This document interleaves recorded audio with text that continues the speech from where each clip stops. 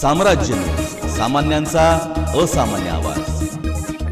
मणिपूर राज्यात महिलांवर झालेल्या अमानवी अत्याचार घटनेतील आरोपींना अटक करून फाशीची शिक्षा देण्यात यावे आणि राष्ट्रपती राजवट लागू करावे या मागणीसाठी सोलापूर शहर महिला काँग्रेसच्या वतीने जिल्हाधिकारी यांना निवेदन देण्यात आले। मणिपूर राज्यात महिलांवर झालेल्या अमानवी अत्याचार घटनेतील आरोपींना तात्काळ अटक करून फाशीची शिक्षा देण्यात यावे, हिंसाचार थांबविण्यासाठी दंगेखोरावर कडक कायदेशीर कारवाई करावी आणि राष्ट्रपती राजवट लागू करण्यात यावे या मागणीसाठी आमदार प्रणिती शिंदे, शहर अध्यक्ष चेतन नरोटे यांच्या मार्गदर्शनाखाली सोलापूर शहर महिला काँग्रेसच्या वतीने महिला अध्यक्षा प्रमिला तुपलवडे यांच्या शिष्टमंडळाने जिल्हाधिकारी यांना निवेदन दिले। यावेळी महिला अध्यक्षा प्रमिला तुपलवडे, माजी महिला अध्यक्षा हेमा चिंचोळकर, सुमन जाधव, करीमुनिसा बागवान, शोभा बोंबे, संध्या काळे, मुमताज तांबोळी आदी उपस्थित होते। मणिपूर राज्यात बऱ्याच महिन्यापासून जो गोंधळ चालू आहे, महिलांवर जो अत्याचार होत आहे, त्यासाठी आम्ही आज इथं कलेक्टरला निवेदन दिलेलं आहे।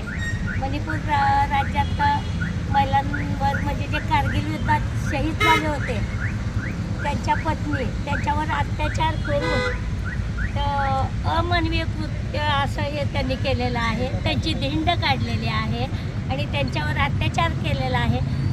शेकडो लोकांवर हा अत्याचार आजपर्यंत चालू आहे, बरेच महिने झाले, तर बऱ्याच लोकांचे संसार हे उद्ध्वस्त झालेले आहेत।